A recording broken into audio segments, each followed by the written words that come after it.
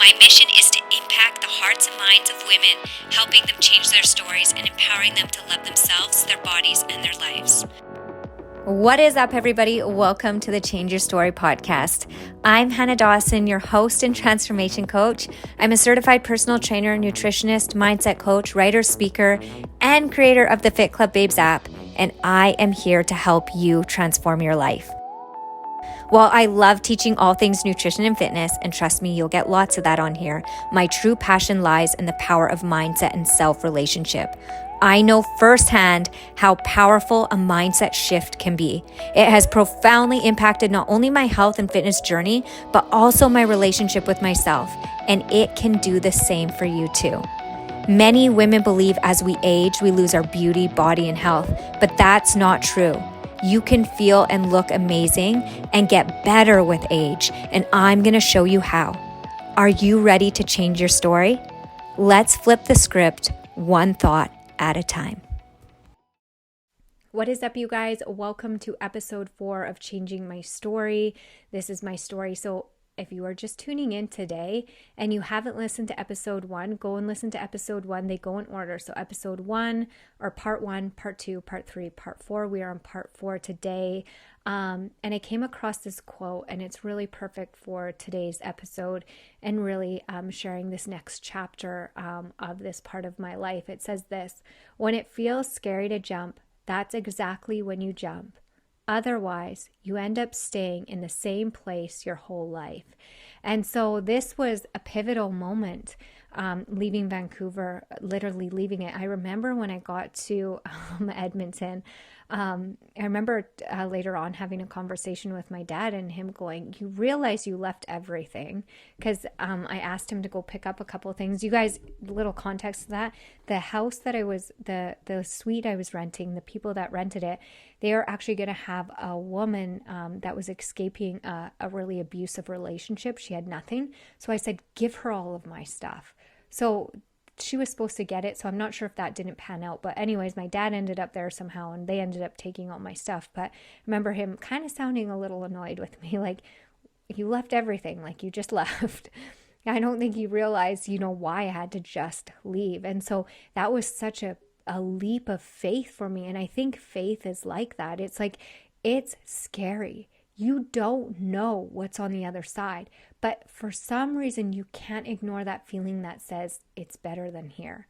There's a promise, or there's this thing, and it's just like that quote says, like, you have to leap, like you have to jump when it feels scariest. You have to make that decision, you have to make that move, you have to quit, you have to do whatever it takes when it feels scariest, because that's how transformation happens. And it's just like that beautiful quote that's like I don't know if it's a quote, it's like a saying, jump and the bridge will appear. It's like, if you can get that like a magical, mystical analogy picture in your mind, like of like a movie, and like you have to jump, you have to trust everything that you're going through in your story, that you're going to have to take leaps, you're going to go through dark moments, but you have to remember that if it's a part of your story, it's bringing you it's bringing you through something that is testing you, that is pulling something that is in you out of you. Why I went through all of those painful things and all of those, I felt like I made every wrong decision you could make. And I made the decision. It wasn't like I was forced into that life. I think that was the hardest part for me to get over and go through. Like, how will I ever be able to share this part of my life? Like, yuck. And coming from a religious background and thinking that's the worst thing you could ever do. Now my faith and my belief in God is a lot different than it was when I first, got into, I grew up in religion. And so my faith is more spiritual now than religious, I would say. No, less rules, more relationship with my higher power, with my God, with the universe, whatever you recognize. And so today's episode, you guys, is called Second Chances. And we all get them. And I want to say too, we get second, third, fourth, fifth. There is a never ending of chances as long as you're willing to take them. And, I moved to, I moved to Edmonton, and I'm staying with my cousins for a bit, and they've got me a room at one of their their friend's house that she's going to rent me a room. And I'm thinking, oh shit, I don't have any money to pay her. Like, what am I going to say? I have no money. And I remember, my family really helping me out. And even the lady that rented me the room, she, she said, it's okay. Like, pay me when you get a job. And just how everything worked out so well. I got a job right away with Good Life Fitness. And it was just when it was brand new to Edmonton. So we had to do training first. It wasn't even built yet. So I got paid right away just for the training. So that was really great. And so things just started to work out. But I had this dream and this longing in my heart because, my cousins went to church. And so I'd go to church with them and I'd see all the married people and so I'd always be on the lookout for like, oh, I wonder if I'm going to marry him, or, oh, he's cute. I wonder if I'm going to marry him. And like, that's where my mind was. I just wanted to be married. And so a lot of the time when that hurt would come up, I would find myself wanting to cope with other things. And at this point I had stopped drinking.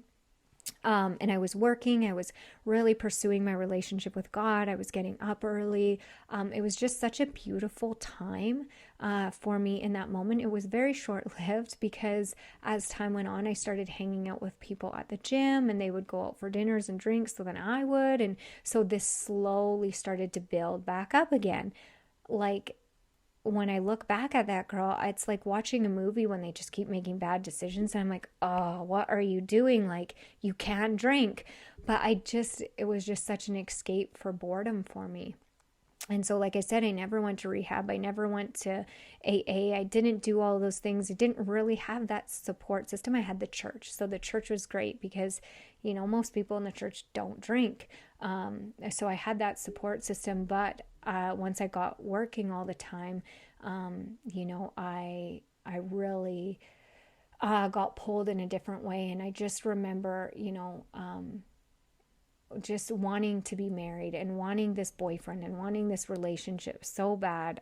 Just feeling like just this weird, in just this weird place, and dating around a couple of times and just it not working out. And just being disappointed and just kind of being heartbroken, and really praying for this family. I remember making this prayer, and it was so funny because now I look back and I'm like, wow. And it was this prayer. It was like, God, I just pray for the right guy in my life. I also pray, God, for clothes. And I pray for a vehicle. And it was just like, and in my heart, I'm like, I don't even know if that would happen, because at the time I didn't have my license, because BC is different than Alberta. And again, a long story, not getting into that, but had trouble with getting DUIs and all of that in BC. And so in Alberta is different. So when I applied to get my driver's license, I just got it. So that was another like amazing fresh start. Okay, I'm going to give you your driver's license back. Boom, got that. And then got the job. And then I kept getting asked on this date by this one guy, and I think he was a little bit slow. He had been in a motorcycle accident. He was really nice, but I kept saying no. He just was like, no, thank you. Like, anyways, I ended up eventually saying yes, out of boredom. And I know that sounds really mean. And, it's just the place that I was in my life, then. And this was probably around April. I'd moved in January of 2010. And, so I went on this date with this guy, and we went out for dinner, and I decided to drink wine, and I got very drunk. He wasn't able to drink because something with his brain, because he was in a really bad motorcycle accident. So I ended up getting drunk, and I ended up deciding for him to take me to the strippers. Lo and behold, here I'm back in the old scene of my old life. It's like full circle, right? But this time, this circle was actually setting me up for a miracle.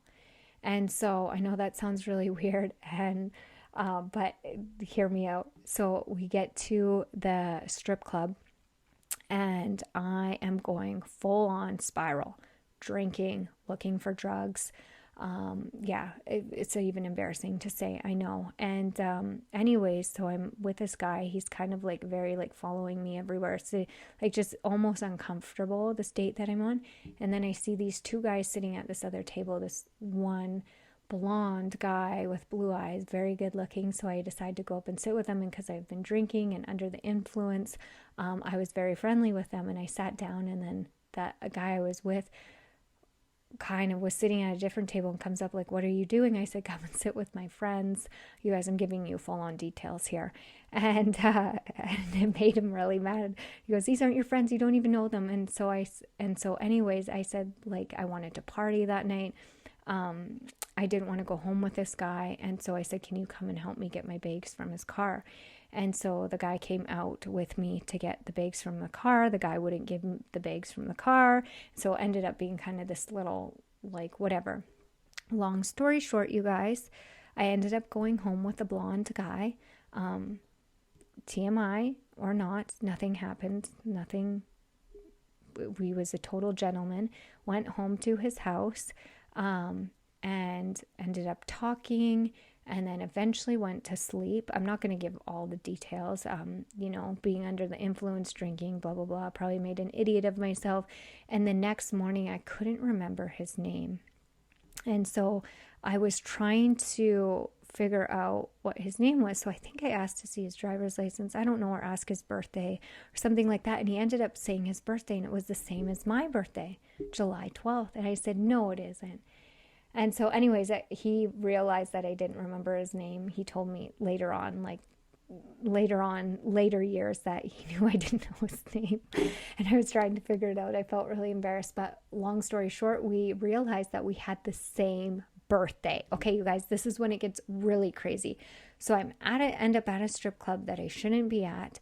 I should have been at youth at Risen helping out. I went on this date that I shouldn't have went on with a guy I didn't want to go on, ended up at a strip club, ended up going home with this guy that we ended up having the same birthday, but he's 6 years older than me. And get this, he had been clean and sober for 2 years. That man is now my husband of 14 years. And he drove me home that day, and he goes, I feel like I've known you my whole life. And it was just so weird. And he told me when he found out that we had the same birthday, like that moment, that he knew that he would be with me forever. And kind of rewind, I remember seeing him with his shirt off. Like that morning he was putting his shirt on, and he was muscular. He looked like a Ken doll. His chest was chiseled. His abs were chiseled. He had these big arms. He was tanned blonde hair, these gorgeous blue eyes. And I remember thinking in my heart, oh God, is this my husband? And he was. And the beautiful thing about my husband, about Adam, is, he had been sober for 2 years. Up to this point, I was struggling, you guys. Clearly, I couldn't stay sober. And I had drank a couple of times with him. Even after we started dating for a bit, on a couple of dates, I was drinking. Eventually, he said, I can't be with someone that's going to drink. And I said, I moved here to not drink. I was just really struggling with it. And I said, if you go to church with me, because that's what I need my faith, then I can quit drinking. And so he did that. And my husband, when I first met him, all he had in his fridge was chicken breast, rice. He had boxes of minute rice in his cupboard. He had pre-cooked chicken breast from Savon and things of salsa. And so he literally was eating the bodybuilder diet then. This was my first introduction into the bodybuilding lifestyle. He would go to the gym 5 days a week, do the bro splits.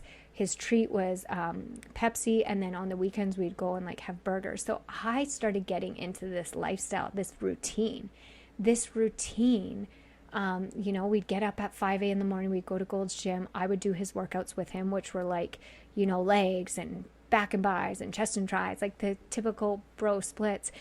And what I realize now looking back is, wow, that routine was my sobriety. That routine was my rehab. That routine is what kept me sober and has still kept me sober. And I remember so many people making so many friends, couldn't understand, even friends from church, you can't drink wine? Not even wine? I'm like, no, I am an alcoholic. I cannot drink. And for many years, I isolated myself because I didn't trust myself to be around those environments. So if I'd make new friends and they'd invite me out, I would say no, or I'd ignore their calls because I was so scared of myself, of going down this path and losing him and losing this life that we had built. And so, that he became my safety. This routine became my safety. This new life became my safety. And I want to say too, you know how I had said that little prayer, you guys, about whatever. So I said that prayer probably in like March, February or March, when I first moved down, and I met Adam April 17th, 2010. Okay. So I met him. So boom, one off my prayer thing. Please bring me a guy. And I actually had a list that I had written out in my Bible. I had kept it in my Bible. And I written out years ago, like when I was in my 20s, like early 20s, like when I was 20. And I was a part of a multi-level marketing company called Quickstar. And we learned about like setting goals and setting dreams and manifestation. And so I wrote out everything I wanted in a husband, and I forgot about it. And that thing fell out, and he hit every single one of them. And it was just so cool. So there was that. And then at the end of April, I was still working at Good Life as a personal trainer. I had a client pay me upfront $3,000. So boom, I could buy myself some clothes. I could pay for things. Then after that, a month after that, Adam asked me to move in with him, and I did. Then a month after that, he said, I cannot drive you anymore. We need to find you a vehicle. And he bought me a car. And like, I will be forever grateful for that. Like, I have never had like that type of support, care, love, protection. Like, my husband is the most generous man ever. Like, he's so generous and just so loving. And yes, we have battled it out because we both had our own demons. We both have backstories, right? It's not my place to share his story, but his story is pretty cool. I always joke that I was the female version of how crazy he got too, and so he had to fight to get to where he is, and so you know, we really wanted to build this life together, and so our fitness and our routine was like the thing that anchored us together. You know, it was very simple. And what I had a lot of friends tell me, I was boring. You know, you're so boring. You go to bed so early. You're weird. You guys get up so early. They don't realize that we had to fight for that. Like, we had to fight to stay sober. We had to fight for this life, that it wasn't going to come easy. It was going to come at a cost. And our cost was like that in the beginning. And we had a dream, and we had a goal of having a family together. And we ended up getting pregnant with Madison December.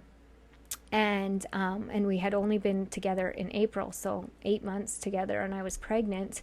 But we were ecstatic and we were excited. And then by April, the year that we met, a year later, he proposed to me.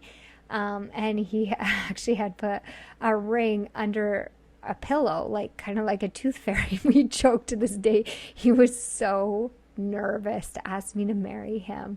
And I find out later, you know, he said, Hannah, I didn't have money to buy you a ring. So he had to ask his mom.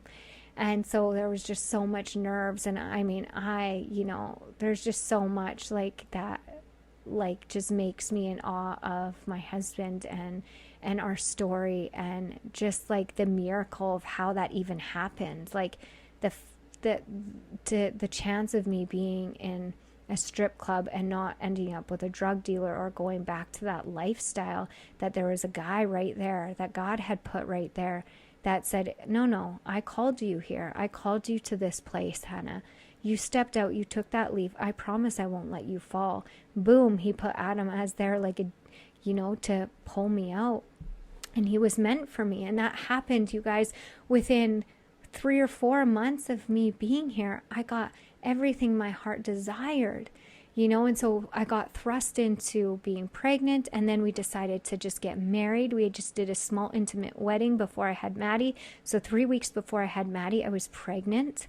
Or 3 weeks before I had Maddie, we got married. So I was full on pregnant. We just had small intimate family. My mom couldn't come. My dad couldn't come because it was kind of last minute. And so we just did this small intimate wedding. And then 3 weeks later, we had my first daughter.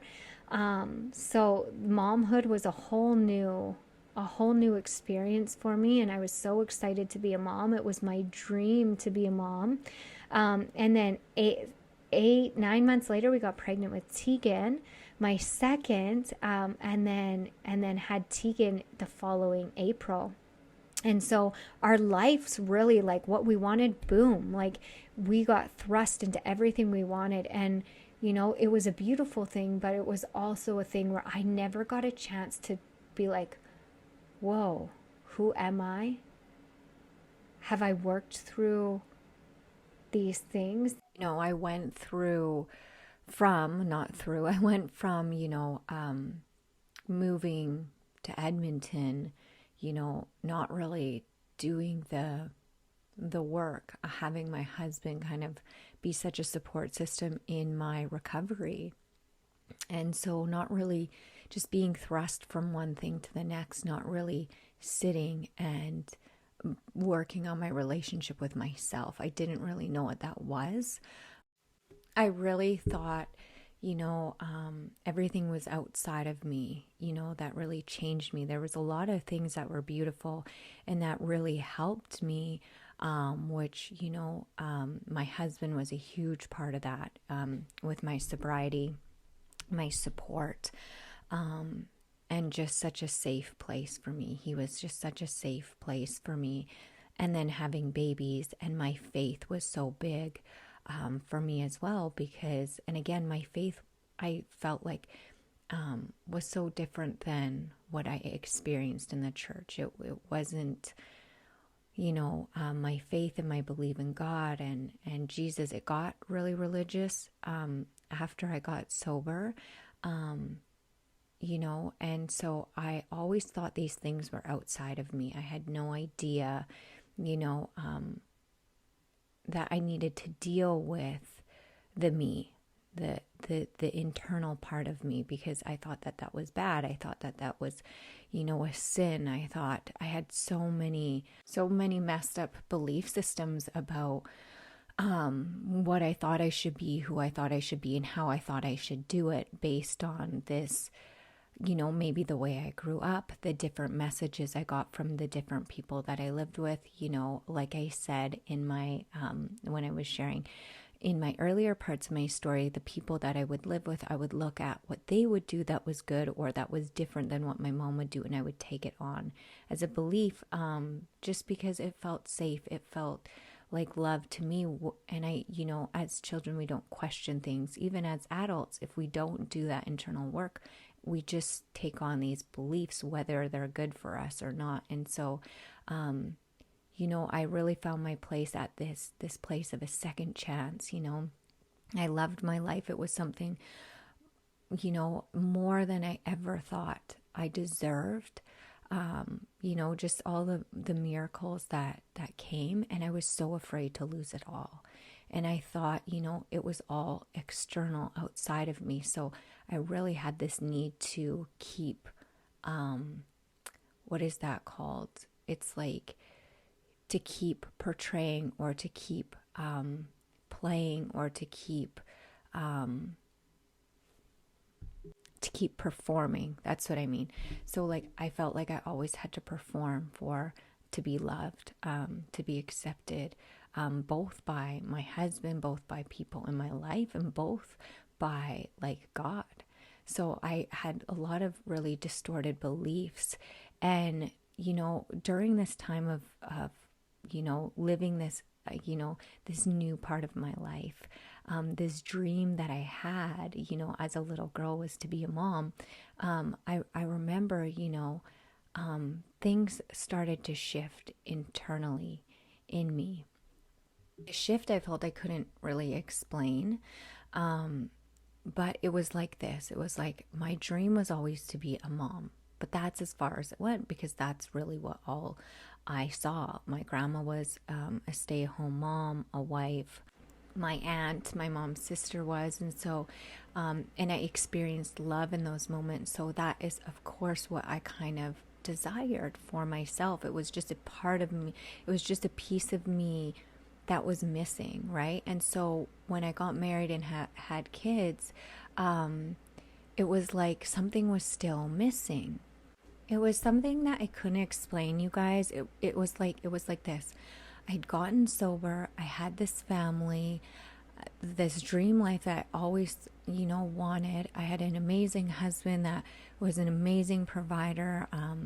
I have these two beautiful kids, a beautiful home, but I still felt like something was missing. I remember going through spurts of depression, and I had really went through depression for as long as I could remember. From the time of being a little girl, I remember this feeling. I didn't know it was depression until later on in life, and really anxiety, a lot of anxiety and anxiousness. And I was experiencing this quite frequently, and I thought, oh, great, now I don't want to pass this on to my girls, this mental illness or whatever it was that I was feeling. I was just feeling like, I remember being really angry and praying and crying and saying, God, like, I gave up drinking. I created this new life. Why don't I feel different? Why do I feel like in a second, in the snap of my fingers, I could go back to that old me? I just didn't feel different from still that girl that was lost in darkness. I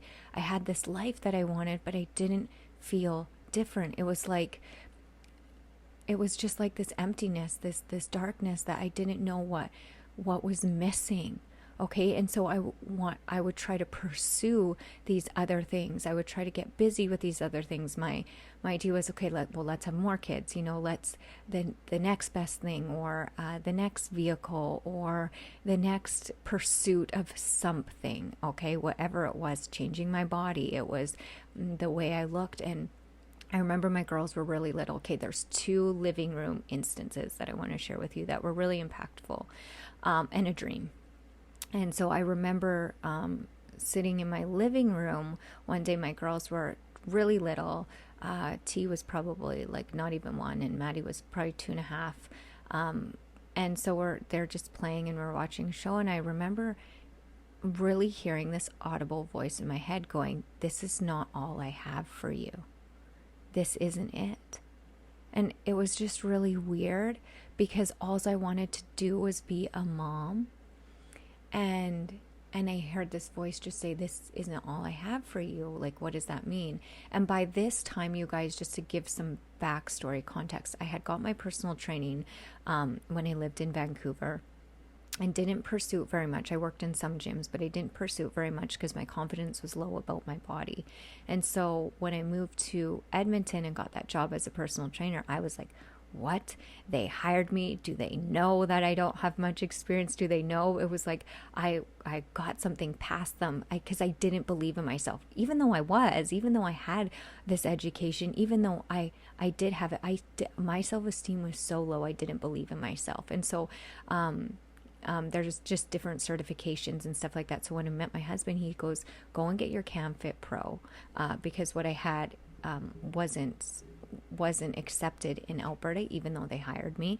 They wanted me to get my CamFit Pro. So I got my CamFit Pro, and I had crazy anxiety because the first time I got my certification in Vancouver, I failed a couple times. And so I just didn't think I was smart. Again, bringing me back to school, not thinking I was smart. But I ended up passing. And I just remember that day just being so freeing, and I just was so proud of myself. And so I started doing personal training one-on-one just from our house. Adam kind of set up our basement so I could train people, and that was good. And I got some jobs in amazing studios here in Edmonton, like Dream Studios, that were like just... It was a dream to get a job at a studio called Body by Bennett. They're like the top studio back then. And he hired me, and he didn't hire me based on my qualifications, because I wasn't actually qualified to work there. They only hired university students that took kinesiology. And I didn't do that. I just had personal training. But I shared my story with him, and I have no idea why, but it just naturally came out in conversation. And he goes, "You know what, Hannah?" He goes, "I like you." He goes, "I love your story. I think it's powerful, and you have heart." He goes, "If you take this one certification and you pass," he goes, "I'll hire you." And so it was a certification with a company called PTA Global. And it's called the Bridging course. It's a Personal Training Academy Global. And so I took that, and then I loved it so much. And I loved learning something I hadn't experienced before. Like, I learned so much from this course that I took the advanced. And so when I sent this in, I sent him both. And he goes, "Whoa, you took both. You even took the advanced," and they hired me. And so kind of that's just giving some context to where I was, that was building my self-esteem and my confidence taking these courses. I was loving learning. And then, you know, after I had Tegan, I kind of stopped working just because I needed to be full-time mom with my girls. And so, you know, back to the living room incident, just hearing, you know, I have more for you. I didn't really know what that was, okay? And now about the dream, okay, this is all going to make sense. I started having these dreams. And it was the same dream. So I finally told my husband, I said, I keep having these dreams and I don't know what it means. And it was this dream of leading women and saying this chant. It was like I was saying this army, you know, like in the army, how they say, you know, those kind of like army, I don't know what they're called, but like that they repeat after whatever. Anyways, I was doing this to like thousands and thousands of women, but it was like these empowering messages that I would say and they would repeat, and I would keep having the same dream, and I felt like I was being called to something greater, something more, that I would help women. And so, second living room incident, I remember we went to church every Sunday, and we did this women's group refresh, and I would listen to lots of pastors that really inspired me. And I thought, I want to be a speaker. I want to empower women. That's what it is. And I remember one day, you know, sitting in my living room, and just all of these fears and all of these doubts and all of my shame and all of the things just were pouring over me like this. Who do you think you are? Look at your life. You're not smart. You've made so many mistakes. You have nothing to offer the world. And I remember repeating this out loud and crying and saying, God, I don't know who I am. I'm not good at anything. I'm not smart. I sucked at school. I barely got by with education. I barely graduated. You know, I've made so many mistakes. If people really knew who I was, if people really knew, I don't have anything to bring. I don't have anything to offer.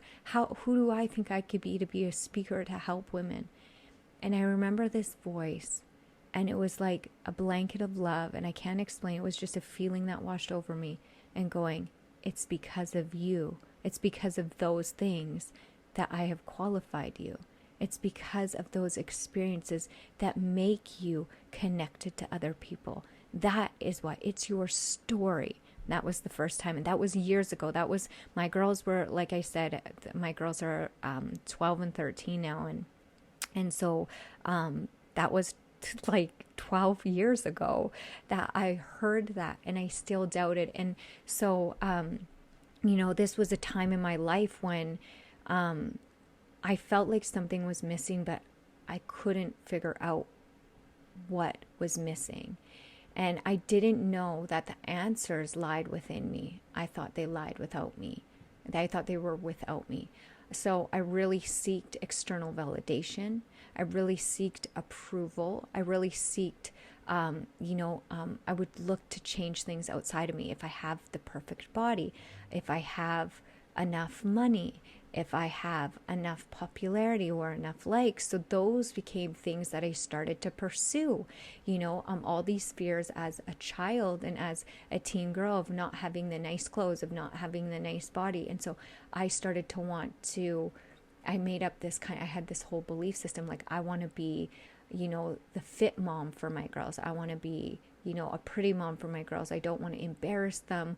I want to make a lot of money. And so that became my pursuit next. And so kind of it, like I said, like living life beyond recovery, I didn't know, and probably because I didn't go to rehab or AA, and you may learn these things in AA, but this is something I had to learn later on in life, and working with counselors time and time again, is that, addiction jumps. It's like a game of whack-a-mole. And so we end up moving from recovery to recovery, and we don't end up moving beyond that because we move from one coping mechanism to another. And for me, I jumped, and I didn't recognize it. And I jumped into obsession with health and fitness, which, was great. It was great, and that's what I told myself. At least it's this, and I'm not addicted. But when it comes at the cost of still self-rejection. Still, there was no self-love. It was the pursuit of perfection. It was like I was still that little girl again, telling those elaborate stories. But this time it was to myself.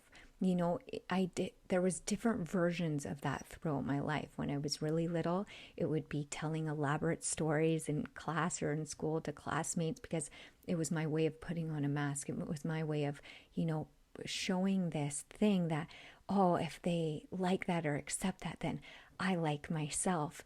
And then as I got older, it became in my body. When I changed my body, it's like, oh, they like that version. Okay, that's the version I will like too. And then as I got addicted to drugs and alcohol, and in that whole dark life, it became living a lie. Being somebody else, because I had to be somebody else in that life with a different name, but also I had to lie to people that I loved. So it became this double life. And it was like I could tell people what they wanted to hear, or what I thought they wanted to hear. And so now, getting married, Adam, all that came down. He knew everything. I told him everything. He's the one person I could be me in front of, but I still couldn't be that to myself. And so, it got to a point of, okay, well, now it's like it took on a whole new form. Now I can look a certain way, be a certain way, as long as I have these things, look a certain way. Then if I can get what I want by looking a certain way, and then I validate myself, then I am worthy, then I am loved. But that only works for so long. The house on the sand will only stand until the storms come. Am I right? And the storms came many times, and I just didn't know that my foundation was not on self-love.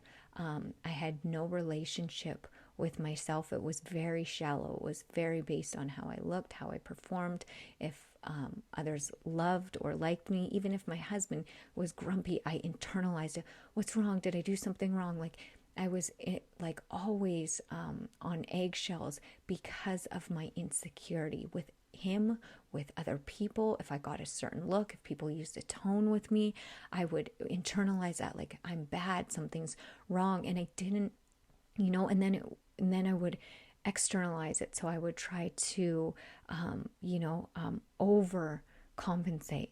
If I'll just be better, if I could overperform in this area, right? If I make more money, if I look a certain way, if I overcompliment people, even if they're not nice to me, like it became this chase for perfection, which, really, was just about to take me down a whole new, I guess, path and chapter.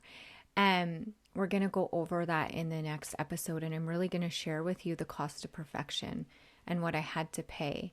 And what I want to say, ladies, about all of these moments that I'm sharing with you through my life. And I'm going to do just a separate episode and talk about my lessons and reflections and hope to give you insight and help you change your story, is this, that I wouldn't be who I am today if I didn't go through and grow through those things. Some of them super painful. Some of them I had no control over happening to me. Some of them I put myself in, and some of them I continually put myself in. But, where there's a will, there's a way.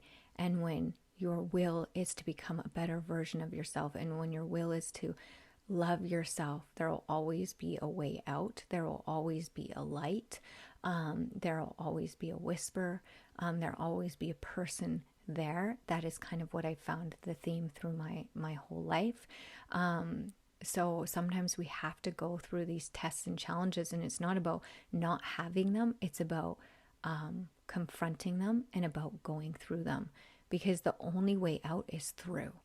And so if we've got ourselves in a mess, sometimes we have to go through it and grow through it and learn from it. And if we don't, we end up back in a cycle, like a dog chasing its tail, right? Cycles repeat themselves. And so cycles were repeating themselves in my life because I wasn't dealing with a certain issue, which I'm going to talk about in the next episode. So stay tuned, you guys, for the next episode. It's called The Cost of Perfection. Thank you so much for tuning in today. I would love to know your thoughts. I would love to know if this has touched your life, or if there's somebody in your life that you could share this with that you know it would help or benefit from. I love you all. Thank you so much for your love and your support through me sharing my story with you.